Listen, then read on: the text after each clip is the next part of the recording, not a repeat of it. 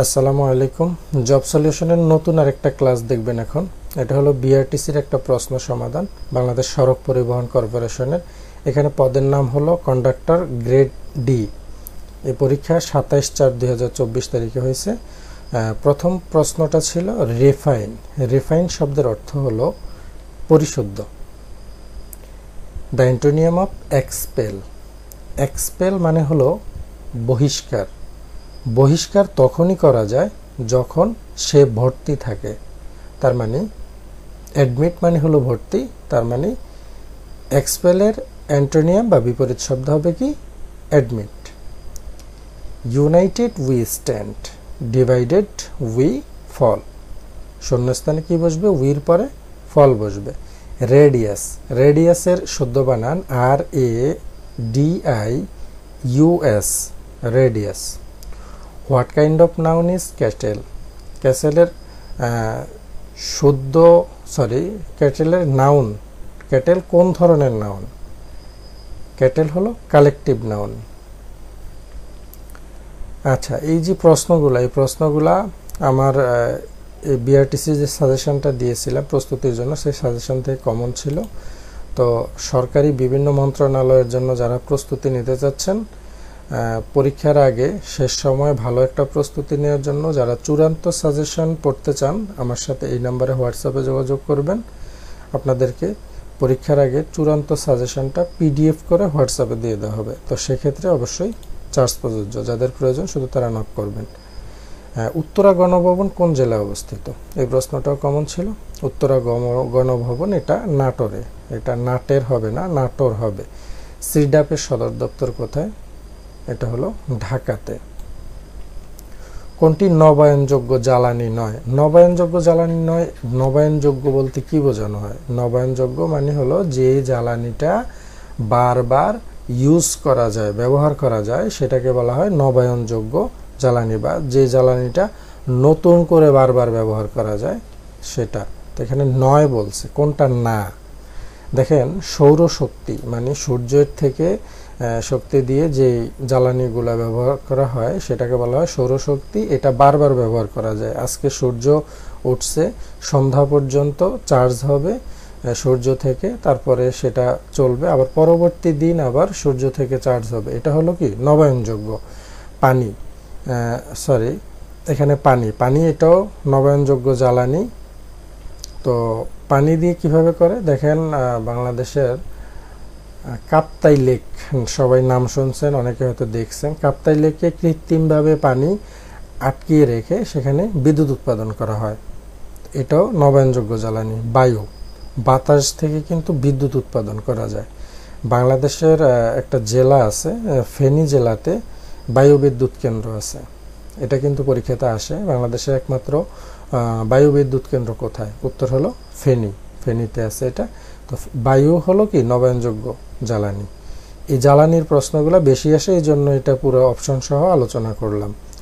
এখন প্রশ্ন হলো নবায়নযোগ্য জ্বালানি নয় কোনটা? ডিজেল। ডিজেল কিন্তু ব্যবহার করতে করতে শেষ হয়ে যাবে, একসময় আর ডিজেল থাকবে না। এটা নবায়নযোগ্য জ্বালানি না। কোন দেশটি 2 মহাদেশে অবস্থিত? এই প্রশ্নটার মধ্যে 2টা অপশনই কিন্তু সঠিক। একটা হলো তুরস্ক আর একটা হলো মিশর। এই 2টা দেশই 2 মহাদেশে অবস্থিত। তাহলে আপনারা এই 9 নম্বর প্রশ্নের উত্তর কোনটা দিছেন আমাকে কমেন্ট করে জানাবেন। একদিনের ক্রিকেটে বর্তমানে বিশ্ব চ্যাম্পিয়ন কোন দেশ? অস্ট্রেলিয়া। এরপরে প্রশ্ন 3952, এটার গসাগু কত? গসাগু হলো 13। 3 অঙ্কের ক্ষুদ্রতম সংখ্যা কত? এখানে একটা বিষয় দেখেন, অনেকে ভুল উত্তর দিয়ে আসছেন। 001 এটা হলো সবচেয়ে ক্ষুদ্রতম, অনেকে দিয়ে আসছেন, কিন্তু এটা উত্তর হবে না। একটা বিষয় খেয়াল করেন, এখানে 100 আছে, 001 আছে, তারপরে 111 আছে, 999 আছে। 3 অঙ্কের বৃহত্তম সবচেয়ে বড় সংখ্যাটা হবে 999। 3 অঙ্ক দিয়ে এর চেয়ে বড় আর কোনো সংখ্যা হয় না। প্রশ্ন হলো যে 3 অঙ্কের ক্ষুদ্রতম মানে সবচেয়ে ছোট সংখ্যা কোনটা? ছোট সংখ্যা এখানে একটু আপনাদেরকে যদি দেখাই, এই 0 0 1, এই যে 1 এর আগে যদি কোনো জিরো সংখ্যা থাকে সেটার কিন্তু কোনো দাম থাকে না। তার মানে এটা কি 3 অঙ্ক হয়েছে? 3 অঙ্ক হয় না, এটা হলো 1 অঙ্ক। তাহলে এটা কিন্তু উত্তর হবে না। উত্তর হবে কোনটা? 100। 100-র নিচে 3 অঙ্কের আর কোনো সংখ্যা হয় না। 100-র নিচে হলো 99, সেটা কত? 2 অঙ্কের বৃহত্তম সংখ্যা 99। ওকে, আশা করি বুঝতে পারছেন। একটি বৃত্তের ব্যাস 4 ফুট হলে কেন্দ্র থেকে পরিধির দূরত্ব কত? ব্যাস যদি হয় 4 ফুট, কেন্দ্র থেকে পরিধির দূরত্ব হবে 2 ফুট। এরপরের প্রশ্ন, a plus B equal 7, a minus B equal 3 হলে a স্কোয়ার মাইনাস বি স্কোয়ারের কি হবে? এটা a square minus B square সূত্র দিয়ে করতে হবে। এটার উত্তর হবে 21।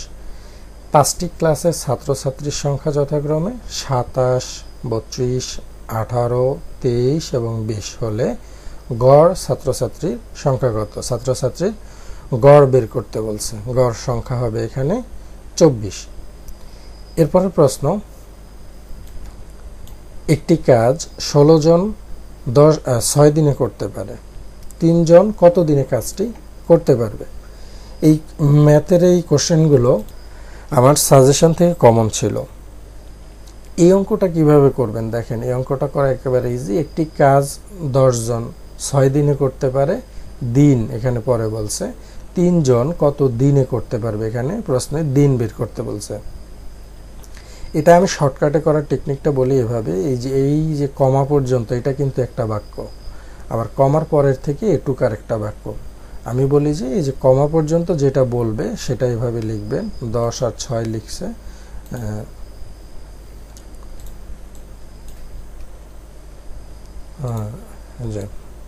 10 ইন্টু 6 এভাবে লিখবেন আগে।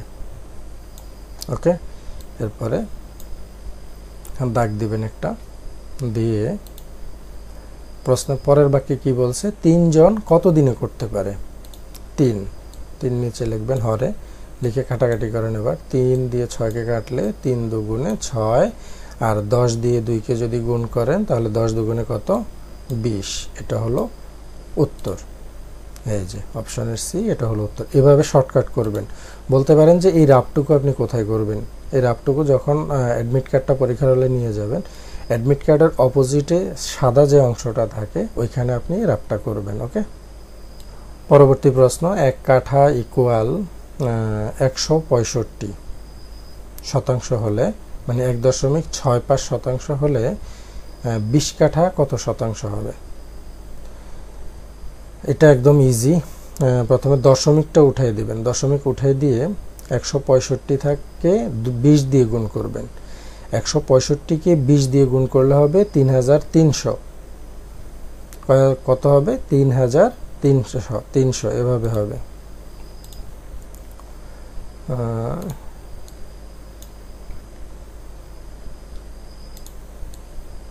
3300। ওকে, এখন প্রশ্ন এখানে কি বলছে? এই যে দেখেন 2 সংখ্যা আগে দশমিক দিছে, আমরাও 2 সংখ্যা আগে দশমিক দিয়ে দিলাম। এই তাহলে 2 সংখ্যা আগে যদি দশমিক হয় তাহলে এটা কত থাকে? দশমিকের পরে যেহেতু 0, এটার কোনো ভ্যালু নেই, তাহলে এটা হবে 33। উত্তর হবে 33। মানে প্রশ্ন দেখেই আপনি আনসার বের করে ফেলতে পারবেন খুব সহজে। একটি দ্রব্য 170 টাকায় বিক্রি করলে 15% ক্ষতি হয়, দ্রব্যটার ক্রয় মূল্য কত? এটা কিভাবে সলভ করবেন দেখেন, এখানে যে অপশন থাকবে না, এই অপশন দেখে আপনি উত্তর বের করে ফেলতে পারবেন। কিভাবে করবেন দেখেন, আগে প্রশ্নটা বুঝেন। একটা দ্রব্য, যে কোনো একটা জিনিস 170 টাকায় বিক্রি করছে, করার কারণে 15% ক্ষতি হয়ে গেছে। এখন বলছে যে এই জিনিসটার দাম কত, মানে এই জিনিসটা কত টাকা দিয়ে কিনছিল সে, 15% কিন্তু ক্ষতি হয়েছে। যেহেতু ক্ষতি হয়েছে তার মানে এটার ক্রয় মূল্য কিন্তু আরো বেশি, লসে বেচার কারণে ক্ষতি হয়ে গেছে। এখন এই যে আমরা যদি অপশনগুলো টেস্ট করি, প্রথমে আমরা যদি 200 দিয়ে দেখি 200-র 15% কত হয়। দেখেন কিভাবে করবেন এটা, 200 ইন্টু এই হলো 15%। 15% মানে কি 15-র নিচে 100 হবে। ওকে, 0 0 কাটা, এই 0 এই 0 কাটা, আর কত থাকে? তাহলে নিচে থাকে 1, 1-এর ভ্যালু নেই, তাহলে 15 দিয়ে যদি 2-কে গুণ করা হয় 15 দুগুণে 30। ওকে, এবার আসেন, বলছে কত? 15% কি হয়েছে? প্রশ্ন এখানে বলা আছে যে 170 টাকা বিক্রি করছে আর 15% তার ক্ষতি হয়ে গেছে। তাহলে আমরা 200 থেকে 215% কত পাইলাম? আমরা 30 পেয়েছি। 200 থেকে 30 যদি বিয়োগ করে দেই তাহলে আর কত থাকে? 170। ওকে, এই যে অপশনের বি, এটা হলো সঠিক। এভাবে করে অপশন টেস্ট করে আপনারা জাস্ট মুহূর্তের মধ্যে উত্তর বের করে ফেলতে পারবেন। পুকুরের দৈর্ঘ্য 28 ফুট, প্রস্থ 24 ফুট হলে পুকুরের ক্ষেত্রফল কত বর্গ ফুট? ক্ষেত্রফল নির্ণয় সূত্র কি? ক্ষেত্রফল নির্ণয় করতে হলে দৈর্ঘ্য আর প্রস্থ গুণ করে দিতে হয়। হ্যাঁ, তো এখানে দৈর্ঘ্য কত দেওয়া আছে? 28 ফুট, আর প্রস্থ হলো 24 ফুট। 24 আর 28 গুণ করলে হয় 672। এটা হলো ক্ষেত্রফল। 11 থেকে 20-এর মধ্যে মৌলিক সংখ্যা কয়টা? 1 থেকে 100 পর্যন্ত মৌলিক সংখ্যার নির্ণয়ের একটা সূত্র আছে। এই সূত্রটা যদি মনে রাখতে পারেন তাহলে এই 1 থেকে 100 পর্যন্ত মৌলিক সংখ্যার প্রশ্নগুলো কিন্তু পরীক্ষাতে মানে খুব বেশি আসে। এটা সূত্র হলো 4 4 2 3 2 3 2 1। এই যে সংখ্যাটা, এই নাম্বারটা যদি আপনি মনে রাখতে পারেন 1 থেকে 100 পর্যন্ত মৌলিক সংখ্যা যেখান থেকে আসুক আপনি পারবেন। দেখেন এই যে 1 2 3 4 5 6 7 8 9 10, এই 10টা। 1 থেকে 100 পর্যন্ত 1 থেকে 10 পর্যন্ত মৌলিক সংখ্যা হলো 4টা। তারপরে 11 থেকে 20 পর্যন্ত 4টা, 21 থেকে 30 পর্যন্ত 2টা, আবার 31 থেকে 40 পর্যন্ত 2টা, 41 থেকে 50 পর্যন্ত 3টা, এভাবে। তারপরে 51 থেকে 60 পর্যন্ত 2টা, 61 থেকে 70 পর্যন্ত 2টা, 71 থেকে 80 পর্যন্ত 3টা, 81 থেকে 90 পর্যন্ত 2টা, আর 91 থেকে 100 পর্যন্ত হলো 1টা। ওকে, এটা হলো মৌলিক সংখ্যা নির্ণয় সূত্র। এইটা মনে রাখবেন, 4 4 2 3 2 2 3 2 1। এখন আপনাদেরকে একটা কুইজ দিলাম যে বলতে হবে 51 থেকে 60 পর্যন্ত মৌলিক সংখ্যা কয়টা? দেখি কারা কারা বুঝছেন, কমেন্ট করবেন। এরপরের প্রশ্ন, ঘটিরাম অর্থ কি? এটা ঘাটিরাম হবে না, ঘটিরাম। ঘটিরাম অর্থ হলো অপদার্থ। এগুলো সরাসরি কমন ছিল আমার সাজেশন থেকে। লিঙ্গান্তর হয় না এমন শব্দ কোনটা? কবিরাজ। সাজেশনগুলো কোথায় পাবেন আবার বলে দিচ্ছি। সরকারি চাকরির সাজেশন, এই নম্বরে হোয়াটসঅ্যাপে যোগাযোগ করবেন। শেষ মুহূর্তের প্রস্তুতির জন্য আপনাদেরকে সাজেশন হোয়াটসঅ্যাপে পিডিএফ করে দিয়ে দেওয়া হবে। আর সেক্ষেত্রে অবশ্যই চার্জ প্রযোজ্য, যেহেতু সাজেশনগুলো আমি নিজে তৈরি করি। লিঙ্গান্তর হয় না কবিরাজ। Which is plural form of mouse? মাউসের প্লুরাল ফর্ম বা বহুবচন হলো mines. Which one is noun? কোনটা নাউন এখানে? নাউন হলো সং, এটা হলো বিশেষ্য। Which one is common gender? Common gender কি? যেটা দ্বারা পুরুষ মহিলা দুইটাই বোঝায়, সেটা হলো কমন জেন্ডার। বেবি, বেবি শিশু, শিশু দ্বারা আমরা কি বুঝি? ছেলে মেয়ে উভয়কেই বুঝি। Oval is an adjective of? ওভালের অ্যাডজেক্টিভ হলো egg. Would you mind singing a song? অপশনের B. He is FRCS.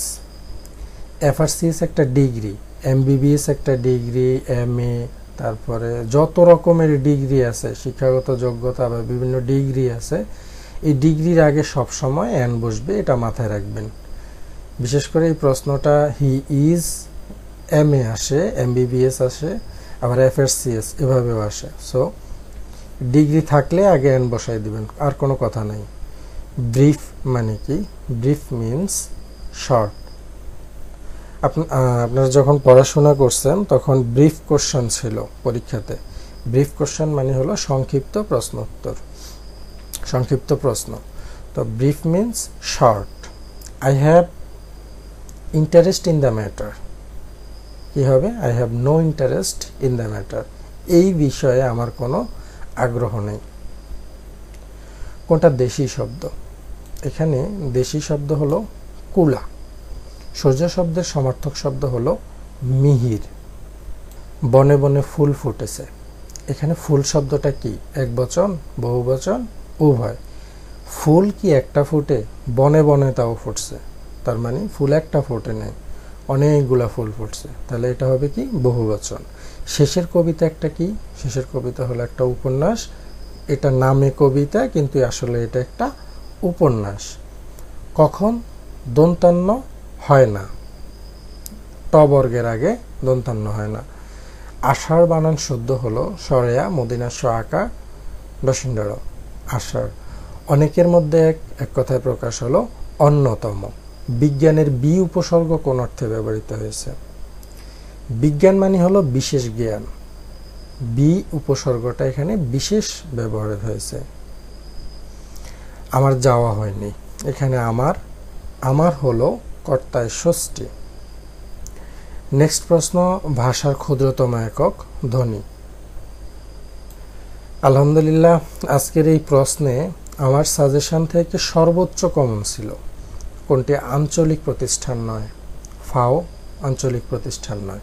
BRTC কত সালে প্রতিষ্ঠিত হয়? 1961 সালে। কোনটি লাতিন আমেরিকার দেশ? কলম্বিয়া।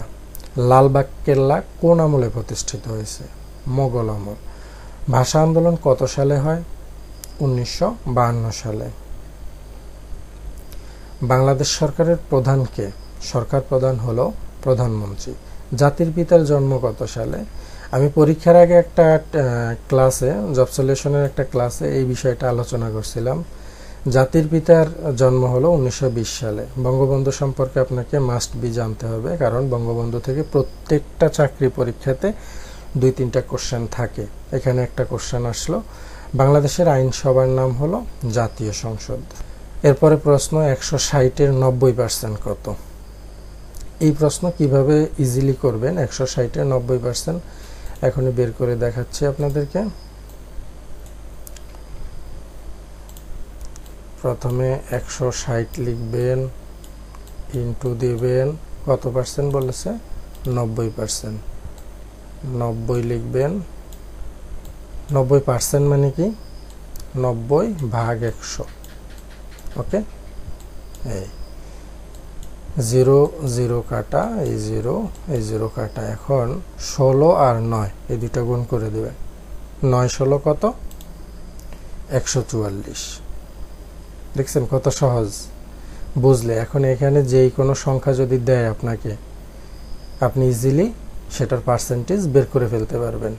সমকোণী ত্রিভুজের বৃহত্তম কোণ কত ডিগ্রি? 90 ডিগ্রি। তো এই 50টা প্রশ্ন ছিল বিআরটিসির কন্ডাক্টর ডি গ্রেডের জন্য। আবার বলতেছি, সরকারি চাকরির প্রস্তুতির জন্য যারা ভালো প্রিপারেশন নিতে চাচ্ছেন, আমার সাথে এই নাম্বারে হোয়াটসঅ্যাপে মেসেজ করবেন, যোগাযোগ করবেন। কোন পদের পরীক্ষার জন্য আপনি সাজেশন চাচ্ছেন সেটা আমাকে লিখে দেবেন, আমি আপনাকে চূড়ান্ত সাজেশন দিয়ে দিব। আর সাজেশনগুলো যেহেতু আমি নিজেই তৈরি করি, সো আপনাদের সাজেশন নিয়ে কোনো টেনশন করতে হবে না, আপনাদেরকে ভালো সাজেশনই দেওয়া হবে। সেক্ষেত্রে সাজেশনগুলোর জন্য অবশ্যই চার্জ প্রযোজ্য।